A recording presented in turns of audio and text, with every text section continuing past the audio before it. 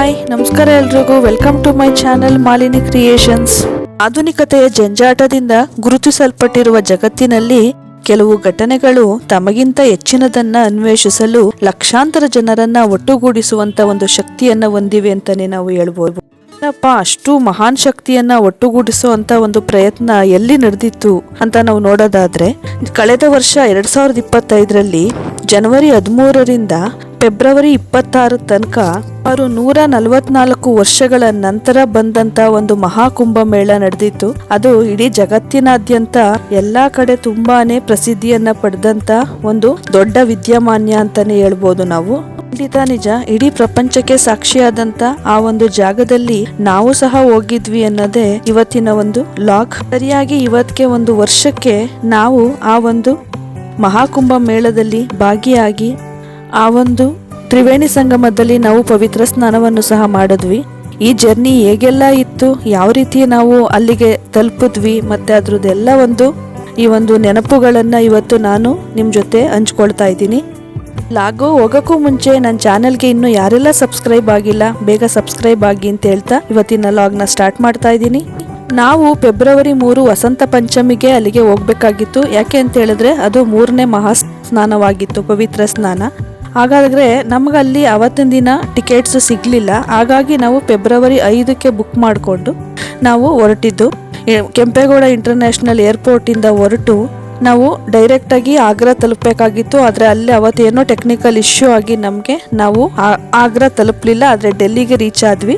ಡೆಲ್ಲಿಯಿಂದ ಮತ್ತೆ ನಾವು ಆಗ್ರಾಗೆ ರೀಚ್ ಆಗಿ ಅಲ್ಲಿಂದ ನಾನು ಮತ್ತೆ ನನ್ನ ಫ್ರೆಂಡ್ ಫ್ಯಾಮಿಲಿ, ಎರಡೂ ಫ್ಯಾಮಿಲಿ ನಮ್ಮ ಪ್ರಯಾಣ ಶುರು ಮಾಡಿದ್ದು ಲಕ್ನೋ ಮುಖಾಂತರ ನಾವು ಪ್ರಯಾಗ್ರಾಜ್ ಕಡೆಗೆ ಹೊರಟ್ವಿ. ಲಕ್ನೋನಲ್ಲಿ 5ನೇ ತಾರೀಕು ನೈಟ್ ಹಾಲ್ಟ್ ಆಗಿ ಬೆಳಗಿನ ಜಾವ ನಾವು ನಮ್ಮ ಪ್ರಯಾಣನ 6 ಗಂಟೆಗೆ ನಾವು ಶುರು ಮಾಡಿದ್ದು ಪ್ರಯಾಗ್ರಾಜ್ಗೆ. ನಾವು ಕಾರಲ್ಲೇ ಹೊರಟ್ವಿ. ಏಕೆ ಅಂತಂದ್ರೆ ಲಕ್ನೋ ಇಂದ ನಮಗೆ ಪ್ರಯಾಗ್ರಾಜ್ಗೆ ಕೇವಲ 2.5 ಗಂಟೆ ಜರ್ನಿ ಅಷ್ಟೇ ಇದ್ದಿದ್ದು. ಆದ್ರೆ ನಮ್ಗೆ ಅಷ್ಟೊಂದು ಅಲ್ಲಿ ಟ್ರಾಫಿಕ್ ಅಲ್ಲಿ ನಾವು ಆಲ್ಮೋಸ್ಟ್ ಎಂಟ್ರಿ ಆದ್ವಿ ನಮ್ಗೆ ಪ್ರಯಾಗ್ರಾಜ್ಗೆ. ಆದ್ರೆ ಪ್ರಯಾಗ್ರಾಜಿಂದ ನಾವು ತ್ರಿವೇಣಿ ಸಂಗಮ ಏನಿತ್ತು ಜಾಗ, ಅಲ್ಲಿಗೆ ಹೋಗೋದಕ್ಕೆ ನಮ್ಗೆ ತುಂಬಾನೇ ಕಷ್ಟ ಆಯ್ತು. ಅಷ್ಟೊಂದು ಟ್ರಾಫಿಕ್, ಅಷ್ಟೊಂದು ಜನ, ಲಕ್ಷಾಂತರ ಜನಗಳನ್ನ ಮಧ್ಯದಲ್ಲಿ ನಾವು ಅದನ್ನ ದಾಟ್ಕೊಂಡು ಹೋಗೋದು ಸಿಕ್ಕಾಬಟ್ಟೆ ಕಷ್ಟ ಇತ್ತು. ಆದ್ರೆ ನಮ್ಮ ಪುಣ್ಯಕ್ಕೋ ಏನೋ ನಾವು ತುಂಬಾ ಅಂದ್ರೆ ಗೊತ್ತಿಲ್ಲ, ನಮ್ಮ ಟೈಮು ಸರಿ ಇತ್ತು ಅಂತ ಅನ್ಸುತ್ತೆ.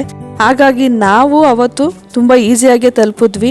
ಯಾಕೆಂದ್ರೆ 3ನೇ ತಾರೀಕು ನಾವೇನಾದ್ರೂ ವಸಂತ ಪಂಚಮಿ ದಿನ ಹೋಗಿದ್ದಿದ್ರೆ ತುಂಬಾನೇ ರಶ್ ಇರ್ತಾ ಇತ್ತು, ಸಿಕ್ಕಾಬಟ್ಟೆ ಕಷ್ಟ ಆಗ್ತಾ ಇತ್ತು. ಆದರೆ ನಾವು ಅವತ್ತು ಹೋಗಲಿಲ್ಲ, ನಮಗೆ ಫ್ಲೈಟ್ ಕ್ಯಾನ್ಸಲ್ ಆಯಿತು. ಹಾಗಾಗಿ ನಾವು 5ನೇ ತಾರೀಕು ಅಲ್ಲಿಗೆ ರೀಚ್ ಆಗಿ 6ನೇ ತಾರೀಕು ಬೆಳಿಗ್ಗೆ ಒಂದು 10 ಗಂಟೆಗೆಲ್ಲ ನಾವು ಅಲ್ಲಿಗೆ ರೀಚ್ ಆದ್ವಿ. ಆದರೆ ಅಲ್ಲಿಂದ ನಾವು ಆ ಒಂದು ತ್ರಿವೇಣಿ ಸಂಗಮದ ಹತ್ರ ಬರೋದಕ್ಕೆ, ಬೋಟಿಂಗ್ ಹೋಗೋದಕ್ಕೆ ನಾವು ಒಂದು 12:45 ಗಂಟೆನೇ ಆಯಿತು. ಅಲ್ಲಿ ಬೋಟು ಅಷ್ಟೇ ಸಿಕ್ಕಾಬಟ್ಟೆ ರಶ್ ಇತ್ತು. ಅಲ್ಲಿ ನಾವು ಬೋಟಿಂಗ್ ಎಲ್ಲ ಮುಂಚೆನೇ ಅವ್ರು ಬುಕ್ ಮಾಡಿದ್ರಿಂದ ನಮ್ಗೇನು ತೊಂದರೆ ಆಗಲಿಲ್ಲ. ಜೊತೆಗೆ ನಾವು ಮಿಲಿಟರಿ ಕ್ಯಾಂಪ್, ಬೇಸ್ ಕ್ಯಾಂಪ್ ಅಂತ ಏನು ಹೇಳ್ತೀವಿ, ಆ ಕಡೆಯಿಂದ ಹೋಗಿದ್ರಿಂದ ನಮ್ಗೆ ಅಷ್ಟೊಂದು ಏನು ತೊಂದರೆ ಆಗಲಿಲ್ಲ. ನಾರ್ಮಲ್ ಪೀಪಲ್ಸು ಏನು ಹೋಗ್ತಾರೆ ಆ ಕಡೆಯಿಂದ ಹೋಗಿದ್ರಂತೂ ನಮಗೆ ಸಿಕ್ಕಾಬಟ್ಟೆ ಕಷ್ಟ ಆಗ್ತಾ ಇತ್ತು. ಇಲ್ಲಿ ನಾವು ದೋಣಿನ ಹತ್ತಿ ಒಬ್ರಿಗೆ 300ರಿಂದ 400 ರೂಪಾಯಿ ಇತ್ತು ಅವತ್ತಿನ ದಿನ ಟಿಕೆಟ್ ಪ್ರೈಸು. ಸೊ ಹಾಗಾಗಿ ಆ ಟಿಕೆಟ್ ಪ್ರೈಸನ್ನ ನಾವು ಪೇ ಮಾಡಿ ಅಲ್ಲಿಂದ ನಮ್ಮ ಪ್ರಯಾಣ ಶುರುವಾಗಿದ್ದು ತ್ರಿವೇಣಿ ಸಂಗಮದ ಕಡೆಗೆ. ಇದಂತೂ ನಿಜವಾಗ್ಲೂ ಒಂದು ಒಳ್ಳೆಯ ನಮಗೆ ಅನುಭವ ಅಂತಾನೆ ಹೇಳ್ಬೋದು. ಈ ತರದ್ದು ಒಂದು ಪುಣ್ಯ ಸ್ನಾನ ಇರ್ಬೋದು. ಯಾಕೆಂದ್ರೆ ಇಲ್ಲಿ 1 ತಿಂಗಳ ಮಗುವಿಂದ ಸುಮಾರು 90ಕ್ಕೂ ಹೆಚ್ಚು ವಯಸ್ಸಾಗಿದ್ದಂತ ವೃದ್ಧ ದಂಪತಿಗಳಿರ್ಬೋದು, ವಯಸ್ಸಾದವರೆಲ್ಲ ತುಂಬಾನೇ ಜನ ಬಂದಿದ್ರು. ಯಾಕೆಂದ್ರೆ ಎಲ್ಲಿ ನೋಡಿದ್ರು ನಮಗೆ ಜನಸಾಗರ, ಯಾವ ಕಡೆಗೆ ತಿರುಗಿದ್ರು ವೆಹಿಕಲ್ಸು. ಜೊತೆಗೆ ವ್ಯವಸ್ಥೆನೂ ಅಷ್ಟೇನೆ ತುಂಬಾನೇ ಅದ್ಭುತವಾಗಿ ಎಲ್ಲ ಕಡೆ ವ್ಯವಸ್ಥೆ ಮಾಡಿದ್ರು, ಏನೂ ತೊಂದರೆ ಆಗದಂಗೆ. ಎಷ್ಟು ಲಕ್ಷಾಂತರ ಜನ ಅಲ್ಲ, ಕೋಟ್ಯಾಂತರ ಜನ ಅಷ್ಟು ದಿನದಲ್ಲಿ ಸುಮಾರು 660 ಮಿಲಿಯನ್ ಅಷ್ಟು ಜನಗಳು ಆ ಒಂದು ಪುಣ್ಯಕ್ಷೇತ್ರದಲ್ಲಿ ಸ್ನಾನ ಮಾಡಿದ್ದಾರೆ. 66 ಕೋಟಿ ಅಂತಾನೆ ಹೇಳ್ಬೋದು ಹೆಚ್ಚು ಜನಗಳು. ಫೆಬ್ರವರಿ 26 ಒಳಗೆ, ಯಾಕೆಂದ್ರೆ ಮಹಾಶಿವರಾತ್ರಿ ಫೆಬ್ರವರಿ 26ಕ್ಕೆ ಬಂದಿತ್ತು. ಅವತ್ತಿನ ದಿನ ಕೊನೆಗೊಂಡಿತ್ತು ಈ ಒಂದು ಮಹಾಕುಂಭ ಮೇಳ. ಮತ್ತೆ ನಮ್ಮ ಪಯಣ ಶುರುವಾಗಿದ್ದು ಬೇಸ್ ಕ್ಯಾಂಪಿಂದ ಹೊರಟು ನಾವು ಗಂಗಾ ನದಿಯ ಮುಖಾಂತರ ನಾವು ಆ ಸಂಗಮ ಸ್ಥಳವನ್ನ ನಾವು ತಲುಪಬೇಕಾಗಿತ್ತು. ಇಲ್ಲಿ ಗಂಗಾ ನದಿ ನೀರು ತುಂಬಾನೇ ಕ್ಲಿಯರ್ ವಾಟರ್ ಆಗಿ ಕಾಣಿಸುತ್ತೆ. ಯಮುನಾ ನದಿ ನೀರು ಸ್ವಲ್ಪ ಕೆಂಪು ಮಿಶ್ರಿತ ನೀರಾಗಿ ಕಾಣಿಸುತ್ತೆ. ಮತ್ತೆ ಸರಸ್ವತಿ ನದಿ ಅಂತೂ ಯಾವುದೇ ಕಾರಣಕ್ಕೂ ನಮಗೆ ನೋಡಕ್ಕಾಗಲ್ಲ. ಸರಸ್ವತಿ ಇಲ್ಲಿ ಅದೃಶ್ಯಳಾಗಿದ್ದಾಳೆ. 2 ನದಿಗಳು ಒಟ್ಟಾರೆ ಸೇರಿ ಅದನ್ನ ತ್ರಿವೇಣಿ ಸಂಗಮ ಅಂತ ಹೇಳಿ ಕರೀತಾರೆ. ನಾವು ಹೊರಟಂತ ಆ ಒಂದು ಮಿಲಿಟರಿ ಬೇಸ್ ಕ್ಯಾಂಪು. ಅಲ್ಲಿಂದ ತ್ರಿವೇಣಿ ಸಂಗಮಕ್ಕೆ ಸುಮಾರು ಒಂದು ಅರ್ಧ ಗಂಟೆ ಜರ್ನಿ ಆಯ್ತು ನಮ್ಗೆ ಬೋಟಲ್ಲಿ. ಮತ್ತೆ ನಾವು ಬೋಟಲ್ಲಿ ಹೋಗ್ಬೇಕಾದ್ರೆ ನಿಜವಾಗ್ಲೂ ಆ ಒಂದು ಸುತ್ತಲ ಪರಿಸರ ಏನ್ ಕಾಣಿಸ್ತಾ ಇತ್ತು, ಬಹಳ ಅದ್ಭುತವಾಗಿ ಕಾಣಿಸ್ತಾ ಇತ್ತು. ನೀವು ಇಲ್ಲಿ ನೋಡ್ತಾ ಇರ್ಬೋದು, ಸರಸ್ವತಿ ಮತ್ತೆ ಗಂಗಾ ನದಿಗಳು ಸೇರುವಂತ ಜಾಗ ಅದು. ಜೊತೆಗೆ ಅಲ್ಲಲ್ಲೇ ಮಿಲಿಟರಿ ಪಡೆಯಿಂದ ಕೆಲವು ಆ ಒಂದು ಹಾಸ್ಪಿಟಲ್ನ ವ್ಯವಸ್ಥೆ ಇರ್ಬೋದು, ಉಳ್ಕೊಳ್ಳೋದಕ್ಕೆ ಯಾವುದೇ ಜಾಗ ಇರಲಿಲ್ಲ. ಅಲ್ಲಿ ಹೋಗಿ ನಾವು ಸ್ನಾನ ಮಾಡಿ ವಾಪಸ್ ಬರಬೇಕಾಗಿತ್ತಷ್ಟೇ. ಅಲ್ಲಿ ನಮಗೆ ಬಟ್ಟೆಯನ್ನು ಬದಲಾಯಿಸ್ಕೊಳ್ಳೋದಕ್ಕೂ ಅಷ್ಟೇ ಅಲ್ಲಿ ಒಂದು ತುಂಬಾನೇ ಒಳ್ಳೆ ವ್ಯವಸ್ಥೆಗಳನ್ನೆಲ್ಲ ಮಾಡಿದ್ರು. ಅವರು ಅರ್ಧ ಗಂಟೆಗೂ ಹೆಚ್ಚು ಪ್ರಯಾಣವನ್ನು ಮಾಡಿಕೊಂಡು ನದಿಯಲ್ಲಿ ನಾವು ಬಂದು ಅಲ್ಲಿಂದ ಆ ಒಂದು ಸಂಗಮ ಸ್ಥಳವನ್ನು ತಲುಪಿದ್ವಿ.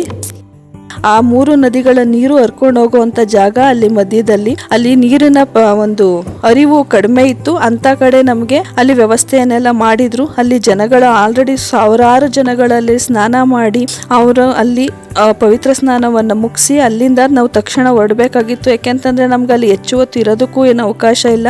ಕೇವಲ ಒಂದು ಅರ್ಧ ಮುಕ್ಕಾಲು ಗಂಟೆ ಮಾತ್ರ ನಮಗೆ ಟೈಮ್ ಕೊಡ್ತಾ ಇದ್ರು. ಅಲ್ಲಿಗೆ ರೀಚ್ ಆಗಿ ನಾವು ನದಿಗೆ ನಮಸ್ಕಾರ ಮಾಡಿ ಅಲ್ಲಿ ಸ್ನಾನ ಮುಗಿಸಿ ಅಲ್ಲಿ ನಾವು ಒಂದು ಪವಿತ್ರ ಸ್ನಾನದಲ್ಲಿ ನಾವು ಭಾಗಿಯಾಗಿದ್ವಿ. ಅದಂತೂ ನನಗೆ ಒಂದು ಒಳ್ಳೆಯ ಅದ್ಭುತ ಅನುಭವವನ್ನ ಕೊಡ್ತು ಅಂತಾನೆ ನಾವು ಹೇಳ್ಬೋದು. ಕೇವಲ ಜನಗಳು ಮಾತ್ರ ಅಲ್ಲ, ಅಲ್ಲಿ ಬಹುಮುಖ್ಯವಾಗಿ ನಾಗಾ ಸಾಧುಗಳು ಸಹ ಬಂದು ಈ ಸ್ನಾನದಲ್ಲಿ ಭಾಗವಹಿಸಿದ್ರು ಅನ್ನೋದು ತುಂಬಾನೇ ಮುಖ್ಯವಾದಂತ ಅಂಶ.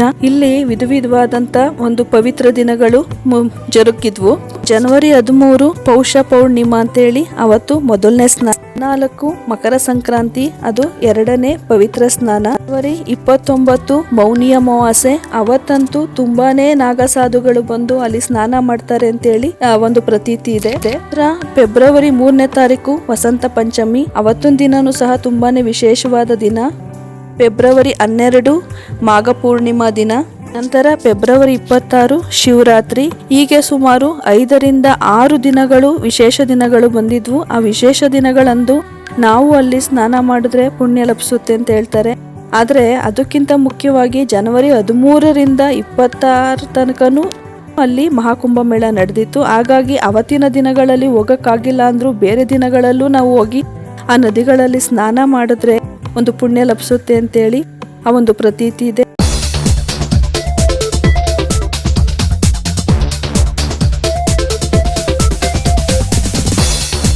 ಆ ಒಂದು ಪುಣ್ಯದ ಜಾಗದಲ್ಲಿ ನಾವು ಹೋಗಿ ಅಲ್ಲಿ ಸ್ನಾನ ಮಾಡಿ ಆ ಒಂದು ಹೊಸ ಅನುಭವವನ್ನ ಪಡ್ಕೊಂಡು ಬಂದ್ವಿ. ಈ ನಾಗಾ ಸಾಧುಗಳು ಸ್ನಾನ ಮಾಡ್ತಕ್ಕಂತ ಜಾಗಕ್ಕೆ ತುಂಬಾನೇ ರಿಸ್ಟ್ರಿಕ್ಟೆಡ್ ಏರಿಯಾ ಆಗಿತ್ತು. ಅಲ್ಲಿಗೆ ಯಾರನ್ನು ಸಹ ಬಿಡ್ತಾ ಇರ್ಲಿಲ್ಲ. ಅವ್ರು ಕೊಟ್ಟಂತ ಆ ಒಂದು ಟೈಮ್ ಡ್ಯೂರೇಷನ್ ಏನಿತ್ತು ಅವಧಿ, ಆ ಅವಧಿಯಲ್ಲಿ ನಾವು ಸ್ನಾನವನ್ನ ಮುಗಿಸಿ ಅಲ್ಲಿಂದ ನಂತರ ನಾವು ಮತ್ತೆ ವಾಪಸ್ಸು ನಾವು ಅಲ್ಲಿ ಬೋಟ್ ಅನ್ನು ಹತ್ತಿದಂತ ಜಾಗಕ್ಕೆ ವಾಪಸ್ಸು ಹೊರಟ್ವಿ. ಉತ್ತರ ಪ್ರದೇಶದಲ್ಲಿರುವ ಈ ಪ್ರಯಾಗ್ರಾಜ್ ಅಂದ್ರೆ ಹಳೆ ಹೆಸರು ನಾವು ಅಲಹಾಬಾದ್ ಅಂತ ಹೇಳ್ತೀವಿ. ಒಟ್ಟಾರೆಯಲ್ಲಿ ಗಂಗಾ ಯಮುನಾ ಸರಸ್ವತಿ ನದಿಗಳ ಸಂಗಮದಲ್ಲಿ ನಡೆಯತಕ್ಕಂತ ಈ ಮಹಾಕುಂಭ ಮೇಳದ ವಿಶ್ವದ ಅತಿ ದೊಡ್ಡ ಧಾರ್ಮಿಕ ಸಭೆಯಾಗಿತ್ತು ಅಂತಾನೂ ಸಹ ಹೇಳ್ಬೋದು. ಇದನ್ನ ಸೆಟಲೈಟ್ ಮೂಲಕನೂ ಸಹ ಪಿಕ್ಚರ್ನ ತೆಗೆದಿದ್ದಾರೆ. ಅದನ್ನು ಸಹ ತುಂಬಾನೇ ವಿಶೇಷವಾಗಿತ್ತು. ಇದ್ರ ಜೊತೆಗೆ ನಾವು ಈ 3 ನದಿಗಳು ಸಂಗಮವಾಗ್ತಕ್ಕಂಥ ಜಾಗದಿಂದನೇ ಸಹ ನಾವು ಅಲ್ಲಿಂದನೇ ಆ ಒಂದು ನೀರನ್ನು ಸಹ ತಗೊಂಡು ಬಂದಿದ್ವಿ. ಜೊತೆಗೆ 12 ವರ್ಷಗಳಿಗೊಮ್ಮೆನೂ ಸಹ ಪೂರ್ಣ ಕುಂಭ ಮೇಳ ಬರುತ್ತೆ. ಇದು 144 ವರ್ಷಗಳಿಗೆ ಬಂದಿದ್ದಂತ ಮಹಾಕುಂಭ ಮೇಳ. ಈ 2026 ಜನವರಿ ಈ ವರ್ಷದಲ್ಲಿ ನಡೀತಾ ಇರೋದು ಅರ್ಧ ಕುಂಭ ಮೇಳ. ಮತ್ತೆ ಈ ಕುಂಭಮೇಳಗಳು ಹಿಂದೂ ಸಂಪ್ರದಾಯದಲ್ಲಿ ಅತ್ಯಂತ ಪವಿತ್ರವೆಂದು ಸಹ ಪರಿಗಣಿಸಲಾಗಿದೆ. ಈ ಪವಿತ್ರ ಸ್ನಾನವನ್ನ ಮಾಡೋದ್ರಿಂದ ನಮ್ಮ ಪೂರ್ವಜನ್ಮದ ಪಾಪಗಳು ನಾಶ ಆಗುತ್ತೆ ಅಂತೇಳಿ ಭಕ್ತರು ನಂಬ್ತಾರೆ. ಹಾಗಾಗಿ ಇಲ್ಲಿ ಸಣ್ಣ ಮಕ್ಕಳಿಂದ ಹಿಡಿದು ವಯಸ್ಸಾದ ವೃದ್ಧರ ತನಕನೂ ಸಹ ತುಂಬಾ ಸಾವಿರಾರು ಲಕ್ಷಾಂತರ ಕೋಟ್ಯಾಂತರ ಜನಗಳು ಬಂದು ಭಾಗಿಯಾಗಿ ಇಡೀ ವಿಶ್ವದಲ್ಲೇ ಇದೊಂದು ಅತಿ ಹೆಚ್ಚು ಜನಗಳು ಸೇರಿದಂತ ಜಾಗ ಅಂತೇಳಿ ಇದು ಒಂದು ಗಿನ್ನಿಸ್ ರೆಕಾರ್ಡು ಸಹ ಆಗಿದೆ. ಇಂಥ ಒಂದು ಕುಂಭಮೇಳದಲ್ಲಿ ನಾವು ಭಾಗಿಯಾಗಿದ್ದು ನಮ್ಮ ಒಂದು ಪೂರ್ವ ಜನ್ಮದ ಪುಣ್ಯ ಅಂತಾನೆ ನಾವು ಹೇಳ್ಬೋದು. ಪಾಲ್ಗಡಲ ಕಡೆವಾಗನೇ ಜನಿಸಿದಂತೆ ನಾನಿನ್ನ ಕಂಡೆ ಬಲು ಮೋಹಗೊಂಡೆ ಪ್ರೇಮಾನುರಾಗದೆ ಕೈ ಹಿಡಿದೆ ನಿನ್ನನ್ನು ಪಡೆದು ಪರಿಪೂರ್ಣನಾದ ನಾನೇ ಭಾಗ್ಯವತಿ.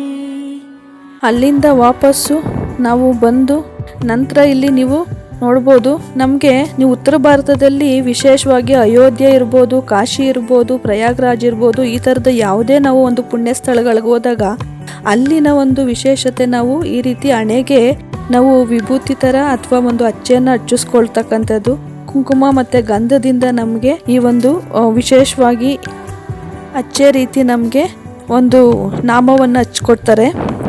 ನಾವು ಆ ಒಂದು ವಿಶೇಷ ಒಂದು ವಿಭೂತಿಯನ್ನು ಸಹ ನಾವು ಹಚ್ಚಿಸ್ಕೊಂಡು ಅಲ್ಲಿಂದ ನಮ್ಮ ಪ್ರಯಾಣ ಶುರುವಾಗಿದ್ದು ಪ್ರಯಾಗ್ರಾಜ್ನ ಕೋಟೆಯ ಕಡೆಗೆ ಪಾತಾಳಪುರಿ ದೇವಾಲಯದ ಆವರಣ ಅಂತಲೂ ಹೇಳ್ತಾರೆ. ಜೊತೆಗೆ ಇದು ಮಿಲಿಟರಿ ಪಡೆಯ ನಿರ್ಬಂಧಿತ ಪ್ರದೇಶ ಆಗಿತ್ತು.